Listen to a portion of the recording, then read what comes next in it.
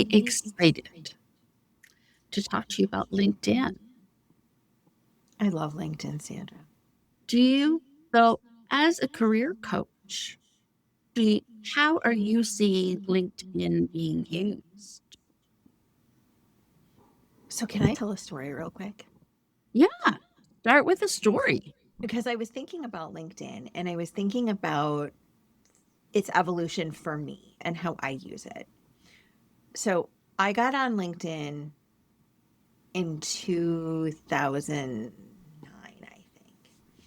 And I was pretty much using it as my online resume, right? Also, I was using it to connect with people I already worked with. And I don't know if you remember this advice way back in the day, but LinkedIn used to say that you shouldn't accept connection requests from anybody that you didn't already know, which is I mean, I'm not hysterical. supposed to still be doing that? That's correct. You're allowed to connect with anybody that you'd like now. Don't tell the others, okay? Okay. All right. So I used it then to connect with people. And I used it then to read a little bit about industry news because mainly that's the kind of content people were posting back in those days. And then when I started really investing in myself as a leader, when I was still at corporate America, I would use LinkedIn to find opportunities. And then I'd encourage my team members to get on LinkedIn so that they could find opportunities or so they could research what they were working on or so that they could find industry news related around their vertical, whatever it was that they were working on at the time. And then when I left corporate America, I wasn't exactly sure how I should be using LinkedIn. But then I found, oh, LinkedIn's really a great platform for learning. So in addition to LinkedIn Learning, which we could have its own whole episode about, I used it to start connecting broader and wider with people that I didn't really know that well, people that I wanted to know. And then I kept connections fresh with people I already knew. And then when I opened my own business after making that decision, then I started using it differently even again. So I think that people don't know exactly that LinkedIn can be all these different things to them because they're only looking at it from the seat that they're sitting in right now. Oh, that's so perceptive. Yes. So it really is, I think, a visibility platform. And then you can decide what visibility means for you, right? Are you a job seeker and visibility means that you're looking for a new opportunity? Are you trying to navigate your own corporate ladder at your current role and you want to use it to network in-house? Are you starting a business and you want to share your ideas? Are you trying to be a thought leader and get your message out wider and far? Then LinkedIn can also be the place for that. And what I like about LinkedIn as a platform is that it's tied to your real name. You don't have to have some cutesy tootsy username, right? You don't have to be like, oh, I'm so and so on this platform. You can just say you can find me on LinkedIn, and then people know to go search your first and last name on LinkedIn. So you don't have to be dangerous rebel on Discord. You don't. Is that what you are on Discord? You're not dangerous rebel on Discord, are you? Oh, okay. I love it. Perfect. Um, I think that you're raising a good point about that uses change it. As we start to use tools, how we use them and why we use them definitely does change. Correct. And as the platforms evolve, so do our usage. Think about us, Sandra, and this conversation that we started having, which ultimately became this podcast, just started out because LinkedIn created a live feature. And we're like, yeah, let's go live on LinkedIn. We didn't know what that meant. But then it also was an extremely powerful tool. And it increased our visibility, helped us reach more people and get them thinking about their workplace and how they navigate it. Mm-hmm. So, what do you think people should do on LinkedIn that they're not currently doing from where you're sitting as your role. Yeah. As a master professional career coach, I think people need to be on LinkedIn, no matter what their industry, role, job title is. I think you need to be there because LinkedIn is one of those platforms where people will go to vet you, right? So they'll say, oh, I'm interviewing with this person. I want to go check them out on LinkedIn. I'm meeting this person for coffee. I should make sure that I know exactly what they look like. I'm going to check out their profile picture. So it is constantly seen as the standard where people can go check you out. So you need to be there. And I think you need to be there with a good, I call it your billboard, right? So when you pop onto somebody's LinkedIn profile, you see their headshot, you see their background banner, their title, their name, their location. I think that needs to be the most spectacular part of your LinkedIn profile. And I think it needs to be current. And I want you to pay special attention to it. And I want you to revise it every now and again. Don't do it once now and then not touch it for 10 years. That's not going to serve you. I want you to finesse it, adjust it, and keep honing in on it as you grow and as you change and as you evolve. It's so interesting because I don't usually pay a lot of attention to my profile banner. Do you pay attention to other people's profile banners? That's a good question. You know what I pay attention to is their headshot. I love that. What usually strikes you about somebody's headshot on LinkedIn? Don't like headshots that are clearly other people in the photo and This they've is trussed the them bane off. of it's the bane of my existence. I don't want to see your weird third cousin's hand on your shoulder Yeah, exactly. in your And LinkedIn profile picture. So please, can we use technology to the fullest? Can you do a good prompt on your favorite AI tool and have them take that picture that you love of yourself so much that you just crop out your cousin's hand very poorly? And can you have AI take it out for you so that you can still look like yourself, but not with weird shoulder, hand, whatever that is? yeah, the other thing that there's a lot of debate around, I see a lot of my photographer friends posting about whether it's appropriate on LinkedIn to have an AI photo at all. I guess I would pose to our photography friends if any of the headshots they produce, they actually apply a filter or Photoshop it all. Interesting. Now, I would not have said this about 5 years ago. The quality of the AI image generators then is not what it is now.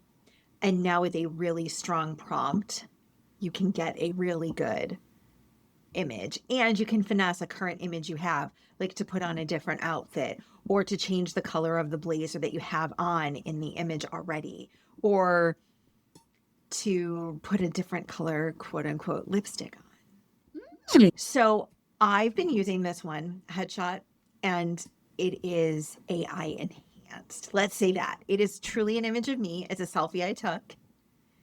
And it was a particularly good hair day.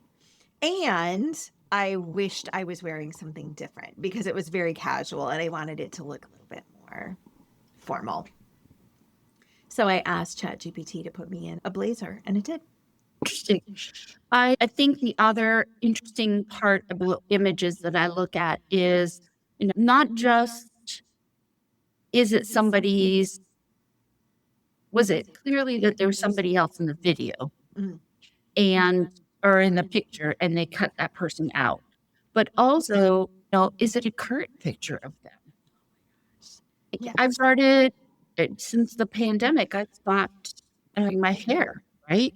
So when I see photos of myself when I used to color my hair, I think, wow, that's not a really dated image of me.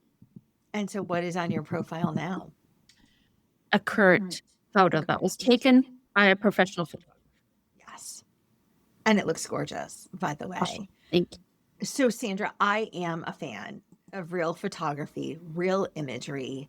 I do think that if you are an entrepreneur or a leader, that it's worth the investment in a headshot. You could go to a headshot event and get a really good headshot. You can invest with your favorite photographer when they're offering a promotion. One of our good friends, Katie, had a Mother's Day promotion going on.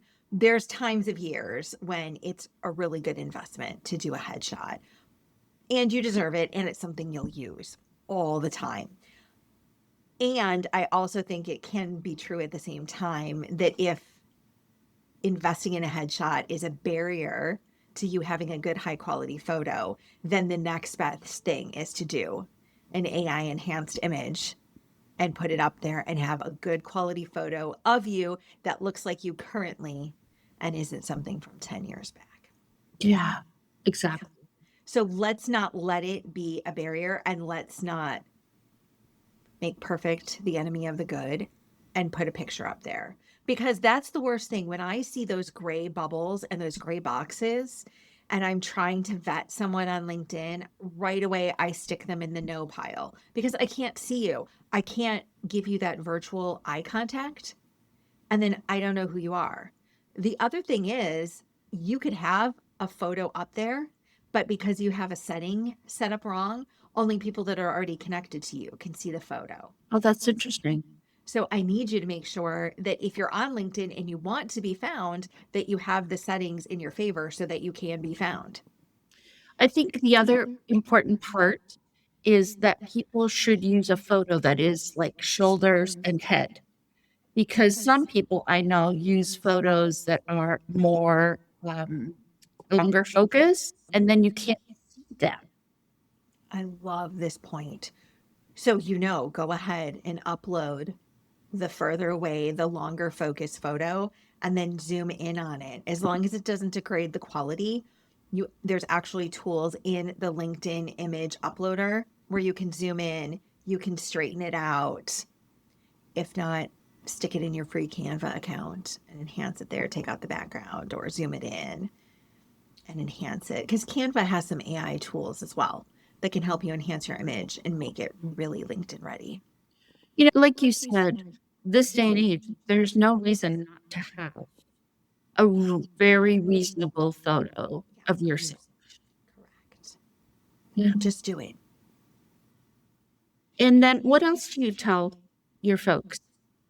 Yeah, when I'm working with job seekers, I want to make sure that the image has them looking professional. So, wearing something that is at least business casual.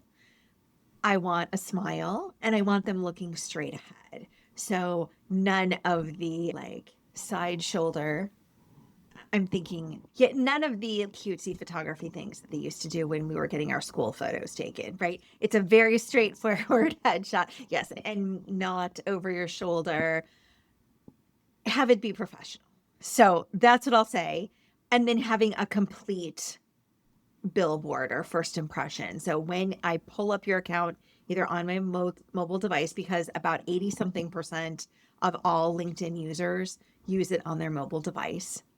Oh, good to know. So have it be complete, have it look good, have it be readable from your mobile device. Zoom in on your photo so that your face is 60 to 80% of that little bubble. Have a background banner. Again, it looks complete, even if it's just a design or a photo. Have your location show up. None of this United States. I want to know where you're based out of, because if I'm coming there because I'm thinking about working with you or I'm thinking about hiring you, I want to know where you're at. So, Annette, I love what you talked about with respect to image and getting your headshot straight. I'm wondering what other areas of LinkedIn we need to be aware of and leveraging, regardless of whether we're a job seeker or an entrepreneur or business person. Yeah.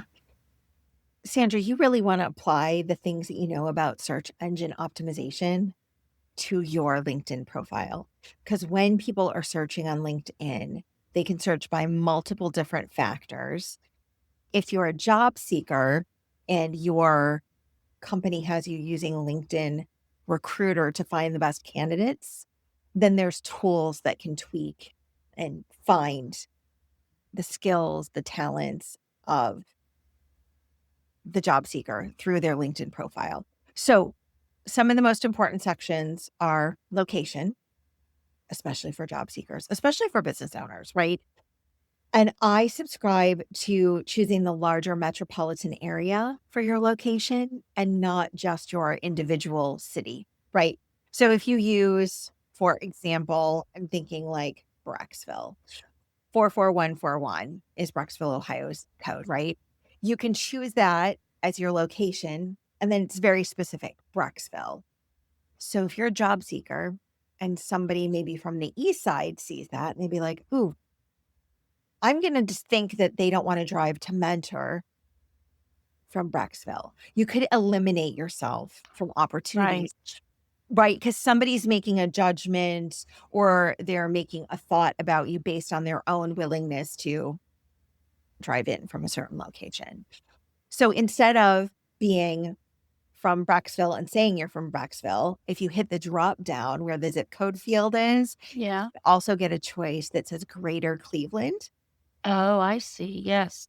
And then Greater Cleveland really means Northeast Ohio. So you could be east side, west side, south side, and it's going to pull you in to And I greater, guess that also applies if you're a business owner right?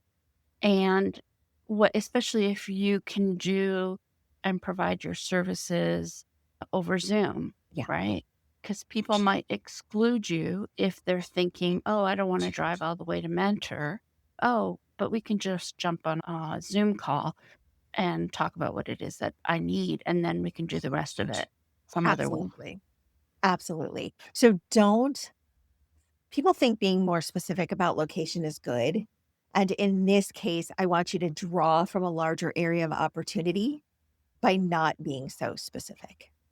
And then if somebody comes to you and presents you with an opportunity and you're in Brecksville, for example, and they say, hey, I need you to come to Lorain County for this on-site opportunity, then you make the choice of saying yes or no. You don't let somebody make that choice for you. Yeah, because maybe you have an aunt that lives out there and you can stay with the aunt during the week instead of driving all the way out. Or maybe it's a hybrid opportunity. So for 2 or 3 days a week, you're willing to drive out and then come back. Maybe it's non-traditional hours. Maybe it's a sales opportunity and you're going to be on the road a lot. And so it won't matter where the So, office is. yeah, so location is a great one. Are there other areas that we need to make sure that we're leveraging? Absolutely. Leverage your about section. Ooh, And the about section, trust me, Sandra, you have 9 million characters. Not really that many. You have like, that's good because I am very verbose and 9 million characters might not be enough for me. you actually have, I think it's 2,600 characters to talk about yourself, but I don't think you need that much. I think a well written section, about section is great. So take the time to refine what you say about yourself. If you're a job seeker, you can really get away with 4, 5, 6 sentences, a really strong paragraph. If you're an entrepreneur, you may have more to say because you're talking about your services and what you offer. But think of it as a really tight professional career summary, and that's what can go in there. A couple of tips for your about section. It's less formal than a resume. It's less formal than a bio. Use Talk about yourself in first person, first of all, and then get in those keywords that people might be looking for. So I Mm. think you and I have talked about this before, Sandra, because you are a certified life coach, but you're not only a certified life coach. Right. So when you talk about yourself, how do you talk about yourself as a professional? A trauma informed leadership coach Ooh, I love this. for women. For women. Okay. So very specific search string there. Yeah, and I always wonder, is that too much niching? That's a good question. What happens when you talk about yourself without that very specific niching? I'm not sure. Do people have trouble understanding you? Sometimes I feel like life coach in particular gets a little diluted And I find sometimes if I say trauma informed, sometimes that in and of itself can confuse people because they're not really sure what that means relative to just straight leadership coaching. Yeah. Um, but yes, I'm still trying to figure out what's the right set of words that really speak to the people that I'm there to support and help. Okay. I understand this problem. So what you would want to do is your headline could be more expansive. Maybe you could talk about yourself as a leadership coach for women Mm, in your headline. That would be a really easy way to find you. And then in your about section, you could talk about your approach, which mm, is that you're trauma informed. You could talk a little bit about your mission, vision, values there so that people can understand what makes you different from the other XYZ life coach or leadership coach I'm considering. And right. you can have more detail there. So I always struggle when people say you can be less formal. When you say you can be less formal in your about section on LinkedIn, what do you really mean? You can talk about yourself in first person. So, you know how a biography or a bio that you turn in for that somebody reads when you walk up on stage is very formal. Refers to you in third person, very non-creative writing, right? And now in your about section, you're talking about yourself. I see some about sections that are very formal. Maybe it's a CEO of a multinational corporation, and it may say Mr. or Ms. So and so, blah, blah, blah, blah, blah. But I've written my about section and I talk about me with first person. So that's what I mean. And then I also mean that you can use real words and it's not very formulaic. So it's Mm, really up to you what you speak about. got it. One of the things that I love most about your about is caffeine. Caffeine powered. Yes, Is that still in my about? dog mama. I love that. Caffeine powered dog mama. I love I it. Yeah, I don't know if that's still in there, Sandra. Oh, I'm sorry, I'm giving away stuff. No, I love that. And one of the reasons that I love that, and I was wondering if this is what you meant by being more informal, people to see who you are as a person, your humor or your voice comes through, not just your credentials. Yeah. And that really depends on does understanding that I'm a caffeine fueled dog mom help people find me? Do they think it's interesting? Is it just like a nod? Oh, dog mom, I'm a cat person. I can't work with her. Right. Does it separate us or does it bring us together? I don't know. I don't know either. But the fact that you love caffeine, like you had me at caffeine. I had you at caffeine. I had you at espresso, didn't I? Yes, you did. So one of the things that I know you and I usually talk about is I'm not a big fan of social media, but LinkedIn in particular is the one social media platform that I have stayed current with and really tried to leverage it to grow my network. And I know you like LinkedIn a lot too. What makes it different? I like LinkedIn because it's tied to real people. So Instagram, TikTok, I always feel like, is there really someone behind that account? Or is it a bot? Or is it a scam? I'm never quite sure. And the content is often on those other platforms doesn't really belong to that person, right? It's recycled, it's reposted. And LinkedIn feels more authentic. You can see that people are verified, and there's just a handful of ways that LinkedIn verifies profiles. And I like that what appears to be accountability to me. Not saying that I haven't heard horror stories of people losing their account or being identified wrongly as a bot, but overall, I like that it's tied to a real person and they can be verified. Hmm. Yeah, it's one of the pieces I love about it. Why do you think you've stayed on LinkedIn over the other platforms? I think that for me, the other platforms feel like there's too much of the divisive discord, and not that it's not there on LinkedIn, Right. but I think that for the audience that I'm looking to reach, which is professional leaders, there's much more awareness of what my personal opinion is versus, say, my corporate positioning is. And so people are a little more careful about how they structure their content or what they choose to share and repost.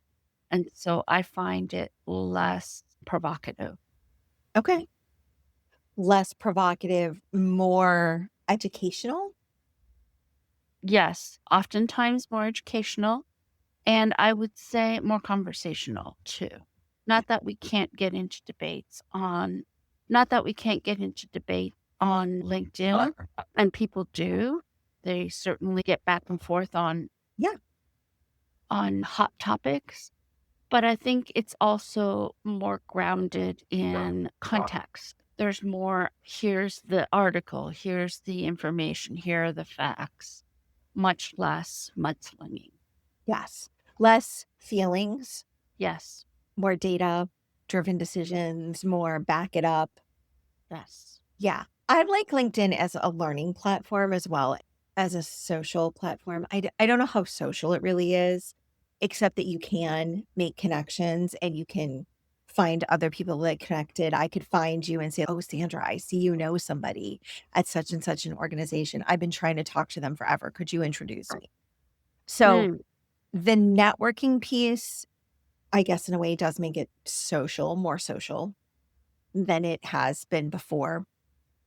And also, there's the piece of we're all putting our professional best forward, and hopefully, it's not degrading us down to, I don't like you because your hair's pink kind of thing. Yeah, yes. not a personal characteristic. So I think that's a good way to think about it. The other reason that I like LinkedIn is that it's easy to be seen. There's billions of users worldwide. There's 256 million users alone in the US, but there's not very many people that post. Now, I saw somebody say today that only 1% of users post. Wow. Seen previously that it was like 3 to 4%. I don't know what that number really is right now, but I find that if you're using it because you want to share your personality, your platform, your ideas, your movement, that it's really a good place to do that and get attention. Oh, When you're posting like that, is it I know in Instagram, using hashtags is so important because you get, seen. Is that as important in LinkedIn? Because I see some people using hashtags, I see other people not using hashtags. I'm never quite sure what the right protocol is. LinkedIn was big into hashtags, huge into hashtags, and then they abandoned it Oh, late interesting. 2024. So you can still use them on your platform, but it no longer connects to, you can't follow the hashtags anymore. So that Mm, feed is full with them. Instead, you'll want to use more keyword optimization. Think about writing a blog to be found on Google or to be found by some of the large language models. Your keywords is what will get you found if somebody's not already connected to you. And the best way to get your message out on LinkedIn is to have something that's thought provoking and engaging so that people comment. And that's the biggest way to get it to blow up. And maybe taking us just a step back, the other reason I like LinkedIn is most of the messaging is positive, and positive as in it doesn't degrade into a fight like you were talking about. So, because of that, the messages that I find that I post that are most engaging and get the most attention are messages that are positive. When I share something about an accomplishment, those seem to get the most attention. So, and I see that with other platforms that people have built. I see that with job congratulations. Hey, I got a new job. Yay. You see all these comments and all these likes because people are so proud and so happy to engage in positive discourse about something that's happening really good for someone they know. that's awesome. Yeah. Is there anything that we shouldn't do on LinkedIn? Is there something that would hurt my LinkedIn profile or my LinkedIn reach? One big thing that's going to hurt your LinkedIn profile is if you leave it there and it's stale. Don't let it get stale. Revise it now and again. Update your skills, update your keywords as you evolve your LinkedIn profile. Change your profile picture if you get a new headshot, or maybe you take a really great selfie one day. Go ahead and update that. So, not using it, letting it go stale is bad for business on LinkedIn. Thinking that it's only for professional stuff, like Mhm. resume kind of stuff, boring. You should definitely use it to engage and connect. And then I guess the other thing that's bad for it is if you use it to not do good. So, right, Oh, if you are being negative, if you are tearing other people down, if you are, and listen, this is my phrase. I'm just going to regurgitate it though for you right here. If you're pitch slapping somebody, right? And this is the practice on LinkedIn. Have you heard of that phrase? no. Where as soon as you get connected to someone, you're in their direct messages and you're just pitching them. Hey, Mm. I have 3 things, blah, blah, blah, blah, blah. Hey, do you need a VA? Hey, do you need this? Ugh, it's so annoying. Now, do I accept connections? Yes, I do. I do accept connections. I don't know if you do. And so sometimes that's the direct impact of accepting a connection of somebody that really I don't know that many people in common with. But then I just mute them and they're pitching away in my messages and I'm just ignoring. So that's so interesting because I always, when I get a connection request, Mhm. go and look at who the person is. I look at who they're connected to. Sure. And I have learned that several of my friends are promiscuous connectors.